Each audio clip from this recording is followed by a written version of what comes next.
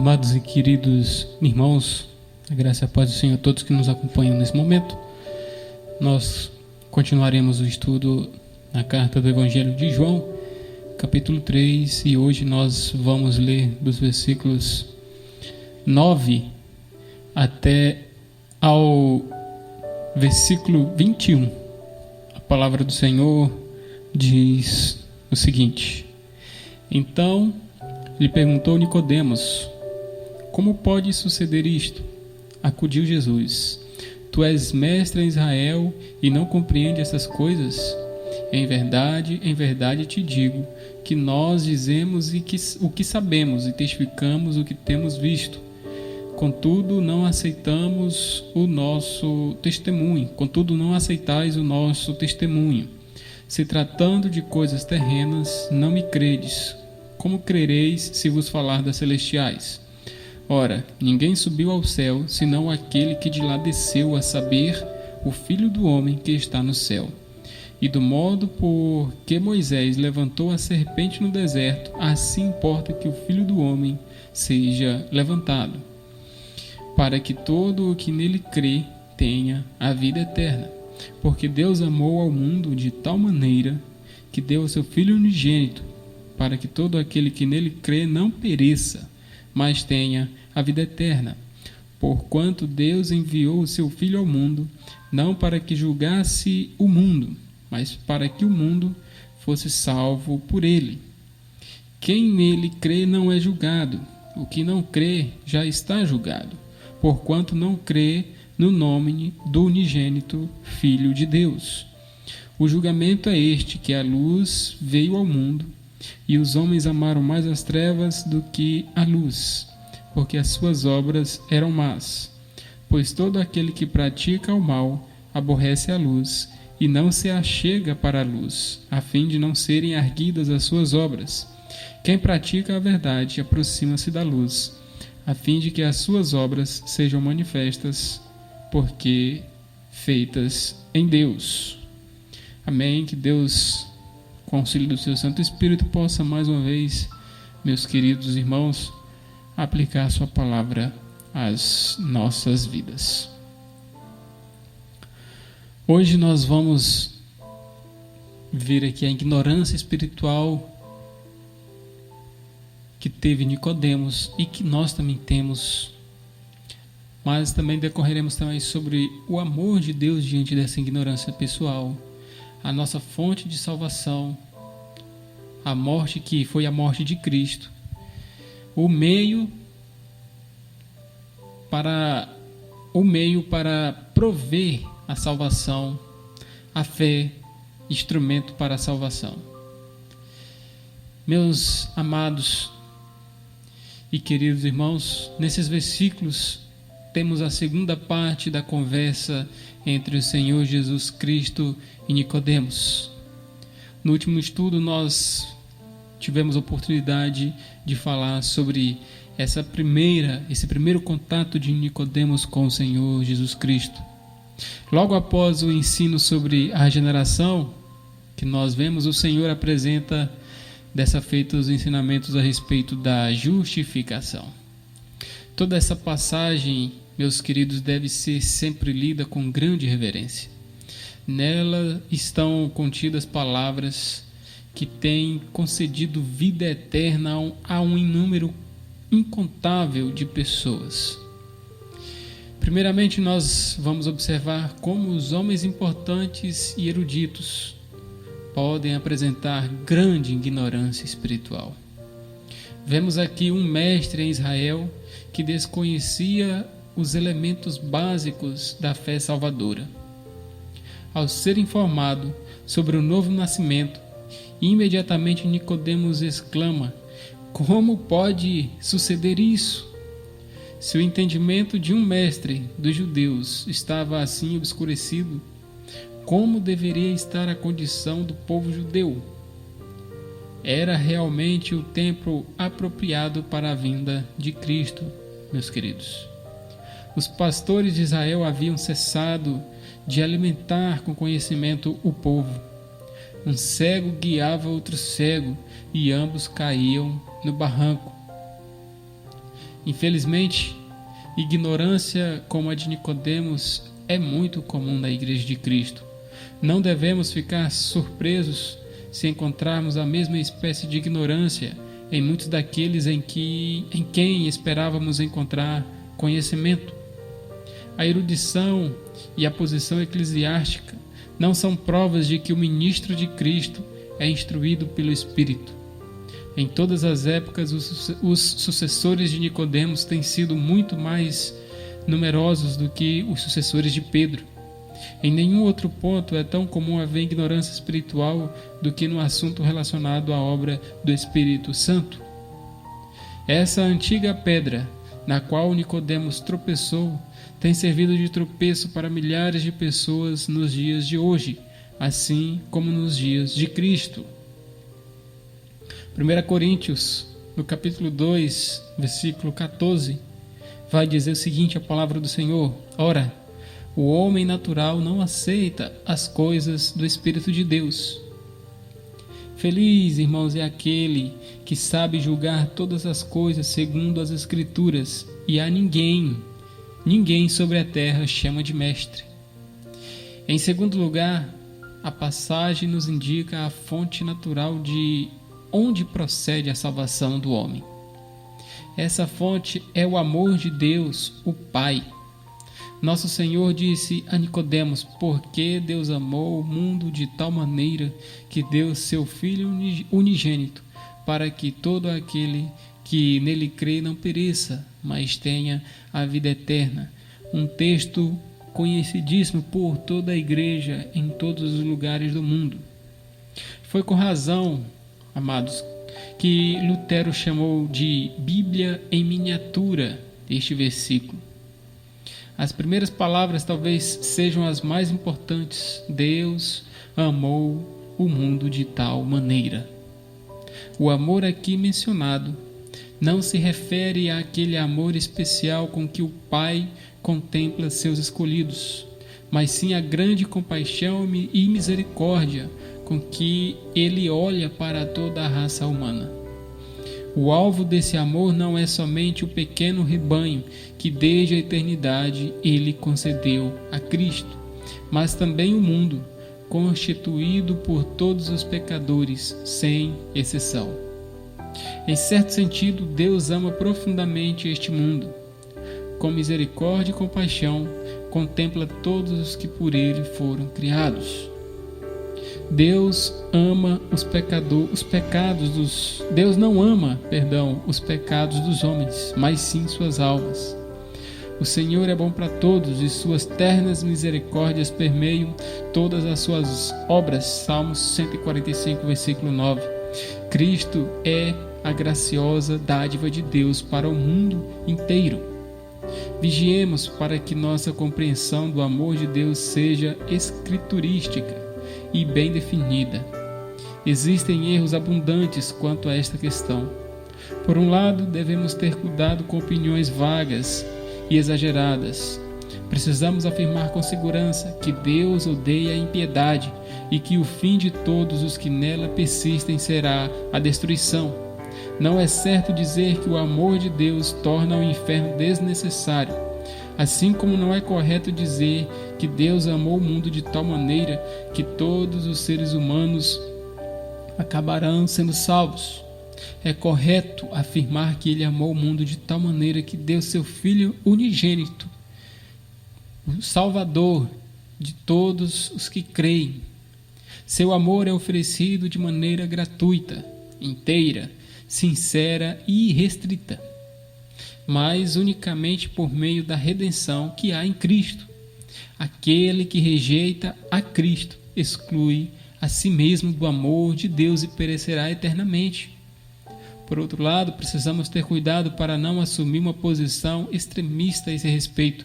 Não devemos hesitar em dizer a qualquer pecador que Deus o ama. Não é verdade que Deus se importa apenas com seus eleitos ou que Cristo é oferecido somente aos que estão ordenados à vida eterna. Em Deus há bondade e amor para todos os homens. Foi por causa desse amor que Cristo veio ao mundo e morreu na cruz. Não procuremos ser sábios além do que está escrito, nem mais sistemáticos em nossas afirmativas do que a própria Escritura. Deus não tem prazer na morte do ímpio, não deseja que qualquer um deles pereça, antes deseja que sejam salvos. Deus ama o mundo, e você pode conferir isso nessas passagens que lhe passarei agora. João capítulo 6, versículo 33, Tito capítulo 3, versículo 4, João 4, versículo 10, 2 Pedro 3, versículo 9, 1 Timóteo capítulo 2, versículo 4 e Ezequiel 33, capítulo 11. Em terceiro lugar, vemos o plano através do qual o amor de Deus trouxe salvação aos pecadores. Este plano, meus queridos e amados, nada mais, nada menos foi que a morte expiatória de Cristo na cruz. Jesus disse a Nicodemos: e do modo porque Moisés levantou a serpente no deserto, assim importa que o Filho do Homem seja levantado, para que todo aquele que nele crê tenha a vida eterna. Por seja levantado, nosso Senhor se referia a nada mais, nada menos que sua morte na cruz. Ele nos fez saber que sua morte estava designada por Deus para ser a vida do mundo. João capítulo 6, versículo 51, você pode conferir. Foi ordenada desde a eternidade para ser a propiciação pelo pecado do homem e a satisfação da justiça divina. Era o pagamento efetuado pelo sublime substituto e representante do enorme débito que o homem tinha para com Deus. Quando Cristo morreu na cruz, nossos muitos pecados foram colocados sobre ele, que foi feito pecado e maldição por nós. Por sua morte, ele obteve o perdão e a completa redenção para os pecadores. A serpente de bronze levantada no acampamento de Israel trouxe saúde e cura ao alcance de todos os que haviam sido picados pelas serpentes. Da mesma forma, Cristo crucificado trouxe vida eterna, que está ao alcance da humanidade perdida. Ele foi levado na cruz e o homem é salvo ao contemplá-lo, pela fé. Essa verdade que acabamos de considerar é pedra fundamental do cristianismo. A morte de Cristo é a vida do crente. A cruz de Cristo confere ao crente o direito ao céu. O Cristo levantado e submetido à vergonha no Calvário é o acesso pelo qual os crentes adentraram o Santo dos Santos e chegaram finalmente à glória. É verdade que somos pecadores, mas Cristo sofreu por nós. É verdade que merecemos a morte, mas Cristo morreu por nós. É verdade que somos devedores e culpados, mas Cristo pagou nossos débitos com seu próprio sangue. Esse é o Evangelho autêntico. Essas são as boas novas. Enquanto vivermos, dependamos dessas verdades e a elas nos apeguemos na morte. Cristo foi levantado na cruz e abriu completamente os portões do céu a todos os que creem. Em quarto lugar, meus irmãos, notamos a maneira pela qual os benefícios de Cristo tornam-se nossos. Para isso é necessário simplesmente depositar em Cristo nossa fé e confiança. Ter fé significa crer. Por 3 vezes o Senhor repetiu essa verdade gloriosa a Nicodemos. Por 2 vezes ele disse, para que todo aquele que nele crê não pereça. E também uma vez afirmou que quem nele crê não é julgado. Ter fé em Cristo é a chave para a salvação. Aquele que tem fé em Cristo tem a vida eterna, enquanto que não crê nele não a tem. Nada mais é necessário além dessa fé para a nossa completa justificação. Porém, nada mais nos dará direito aos benefícios de Cristo, a não ser essa fé. Podemos jejuar e nos lamentar por nossos pecados, fazer muitas coisas corretas, cumprir ordenanças religiosas, dar todos os nossos mantimentos para alimentar os pobres, e ainda assim não sermos perdoados e perdermos nossa alma.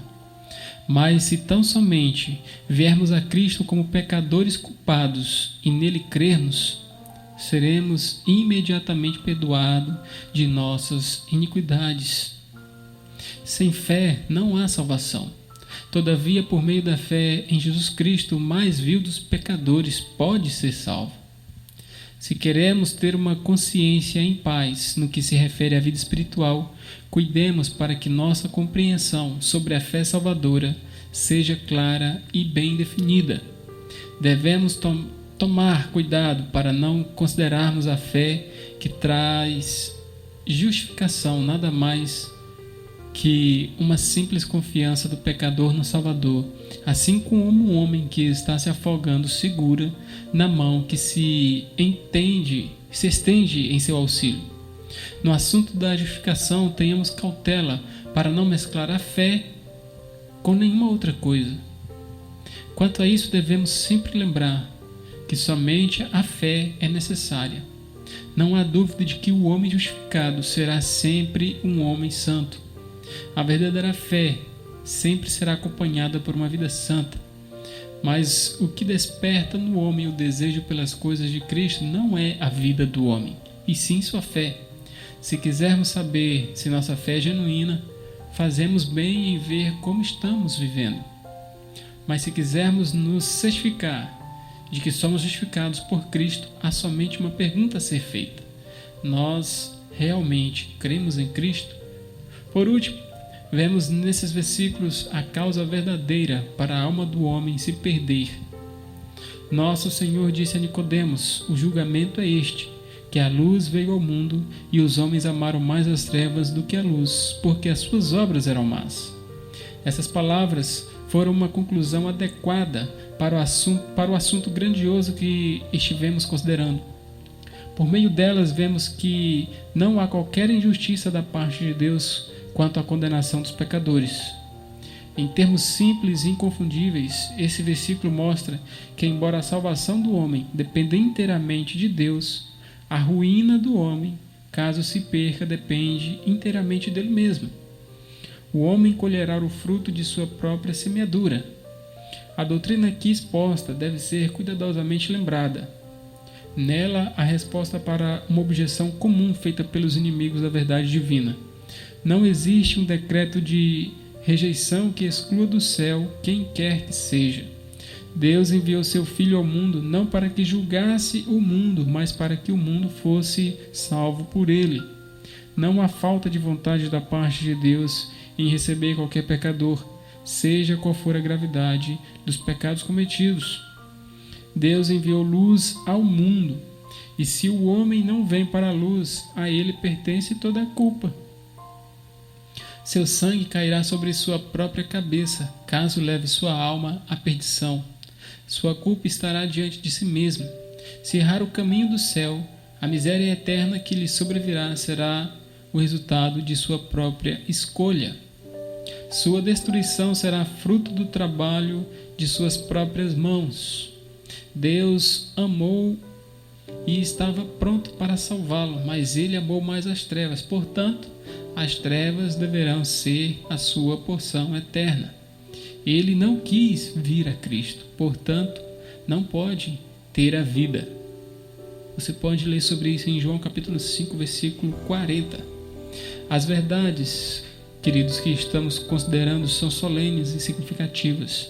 Porventura demonstramos em nosso viver que cremos dessa maneira? Hoje está próxima de nós a salvação pela morte de Cristo. Nós temos abraçado essa salvação e nos apropriado dela? Não descansemos enquanto não conhecermos a Cristo como nosso Salvador. Sem demora, busquemos nele o perdão e a paz, se ainda não fizemos isso. Continuemos a crer em Cristo se nele já confiamos, para que todo que nele crê, conforme graciosamente ele afirmou, não pereça, mas tenha a vida eterna. Amém. Graças a Deus pela palavra que nós acabamos de ler e estudar, que Ele possa em nossas vidas aplicá-la. Oremos, meus queridos. Senhor, nosso Deus e Pai, graças nós damos ao Senhor, porque nesse dia nós tivemos a oportunidade de lermos a Tua palavra e podermos meditar nela. Podemos ver por meio dela que a morte do Teu Filho, Senhor, é o único meio que proporciona a nós, pecadores, injustos, indignos, a salvação eterna. Nós somos gratos, Senhor, porque Tu tiveste misericórdia de nós e concedeste a nós esse perdão imensurável. Somos gratos porque o Teu amor foi derramado sobre nós através da morte do Teu Filho Jesus. Queremos pedir nesse momento que Tu possas estar visitando os nossos lares, os corações daquelas pessoas que nos ouvem nesse momento, que Tu possas estar confortando aqueles que necessitam, que Tu possas estar, Senhor, cuidando das vidas que necessitam do Teu auxílio e do Teu amparo. Em nome de Jesus é que nós oramos. Amém. Irmãos, obrigado por assistir mais um episódio e não se esqueçam de se inscrever no canal, assistir os vídeos, deixe o seu like e principalmente compartilhe a palavra.